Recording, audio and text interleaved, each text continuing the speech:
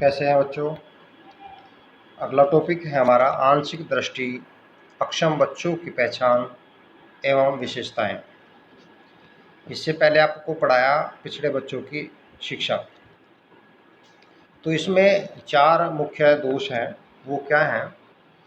जैसे कि आपका दृष्टि बाधित, श्रवण बाधित, वाक बाधित और अस्थि बाधित। 4 प्रकार के दोषों से ग्रस्त बच्चे होते हैं।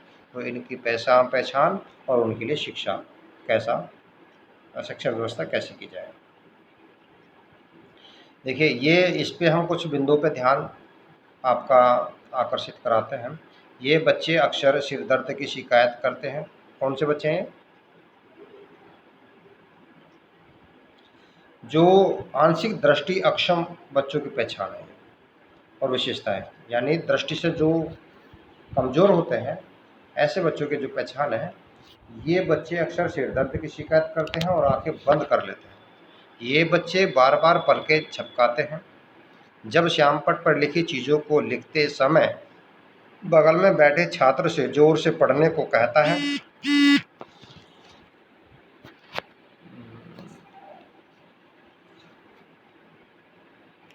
पुस्तक तथा अन्य वस्तुओं को आँख के पास ले जाता है। एक आँख को बंद करके सिर को ऊपर उठाता है। अक्सर आँखों को मलता रहता है। आँखों का आकार भिन्न प्रकार का होता है। आँखों की पलक छोटी एवं आँख लाल रहती है। प्रकाश के प्रति संवेदनशील रहता है। जब दूर की वस्तुएं देखता है तब शरीर में तनाव होता है। पढ़ने के समय अनुदेशन सामग्री नहीं रखता है। आँखों से पानी आंसू बहता रहता है और चलते समय गलत तरीके से पैर रखता है। आँखों का टेढ़ापन या तिरछापन अथवा आँखें भारी होती हैं। ये होती हैं दृष्टिबाधित बच्चों की विशेषताएं। तो आंशिक दृष्टि अक्षम बच्चों की जो समस्याएं हैं, प्रशिक्षु स्पष्ट करें कि इन बच्चों में बुद्धि स्तर का कम होना, शैक्षिक मंदता या मंदवानी, विकास, व्यक्तित्व विक्षिप्त होना तथा सामाजिक समझने की समस्याएं पाई जाती हैं। अब आता है नेक्स्ट टॉपिक हमारा श्रवण बाधित बच्चे। इनकी विशेषताएं क्या हैं? ऐसे बच्चों से मतलब है जो बच्चे सुनने की क्षमता पूर्ण रूप से खो देते हैं। वे अन्य बच्चों की अपेक्षा गंभीर रूप से कठिनाइयों का सामना करते हैं। इस प्रकार से हम कह सकते हैं कि जो बच्चे पूर्णतः नहीं सुन पाते वे बहरे होते हैं।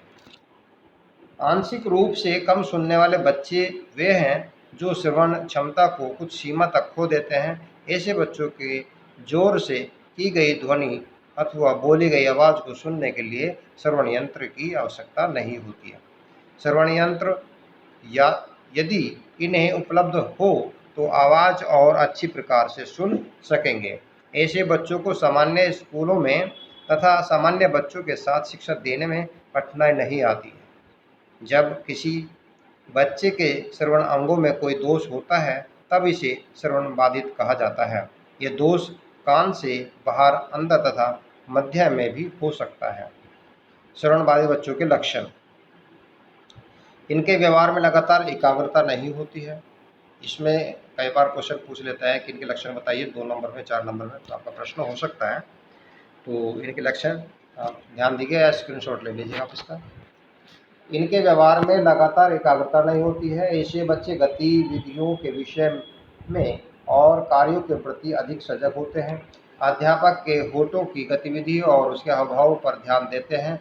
ये अपने सिर को एक ओर झुकाकर या घुमाकर सुनने का प्रयास करते हैं। प्रश्न पूछने पर अध्यापक से दोबारा पूछने को कहते हैं।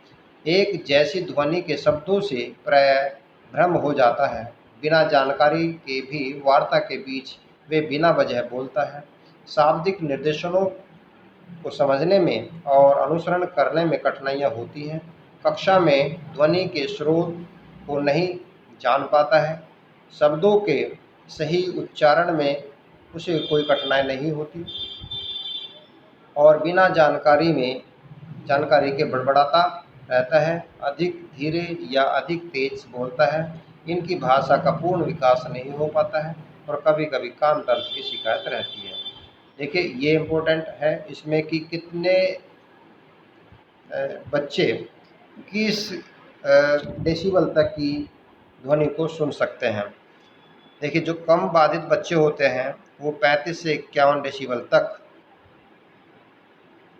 की ध्वनि को नहीं सुन पाते हैं, डेसिबल का जो स्तर है वो नहीं सुन पाते हैं।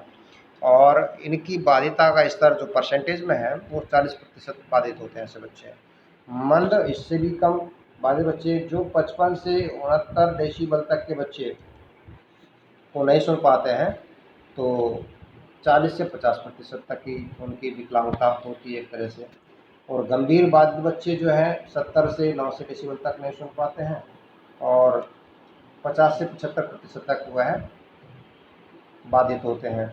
और जो पूर्ण गहन बाधित बच्चे हैं वो 100 डेसिबल तक की ध्वनि को नहीं सुन पाते, इसलिए वे पूरी तरह से बहरे होते हैं। आंशिक श्रवण बाधितों की शिक्षा कैसे होनी चाहिए?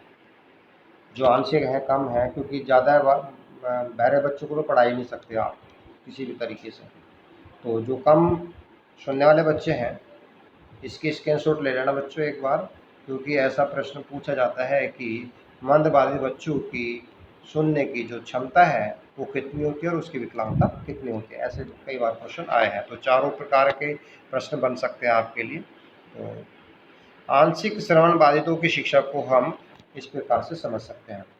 इनकी शिक्षा के लिए विशेष संप्रेषण तकनीकें अपनाई जानी चाहिए, जिसमें कि औष्ठ पठन विधि, संकेत भाषा का प्रयोग करके स्पर्श विधि से शरीर से विभिन्न गति करवाकर एवं ध्वनि प्रवर्धक यंत्रों का प्रयोग करके इनको संप्रेषण कराया जा सकता है। शिक्षण तकनीक का प्रयोग श्रवण बाधित बच्चों के लिए सहायक सामग्री जैसे आकृतियाँ, चित्र, संकेत, शब्द, मॉडल, मानचित्र का प्रयोग करके सिखाया जा सकता है कि और अध्यापक प्रश्न पूछ के कुछ सिखा सकता है और विशेष प्रयोग करके सिखा सकता है, कंप्यूटर के एनोटेशन के द्वारा सिखा सकता है, पृथक कक्षाओं की व्यवस्था करके सिखा सकता है। इन्हें कुछ समय के लिए पृथक विद्यालय में रखा जा सकता है ताकि उन्हें ट्रेनिंग दी जा सके।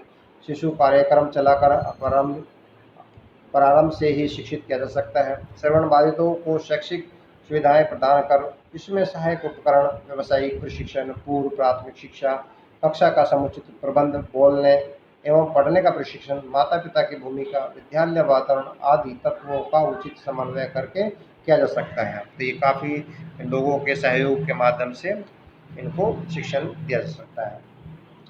प्रगति क्रम इनका रिपोर्ट कार्ड बना के रखें। शैक्षिक एवं व्यावसायिक निर्देशन, श्रवण बाधित बच्चों की अभिरुचि, अभियोग्यता को ध्यान में रखकर उन्हें शैक्षिक निर्देशन दिया जाना चाहिए और उन्हें आवश्यकता अनुसार व्यावसायिक प्रशिक्षण भी प्रदान किया जाना चाहिए ताकि वह अपनी दैनिक ज़रूरतों के अनुसार धनार्जन कर सकें।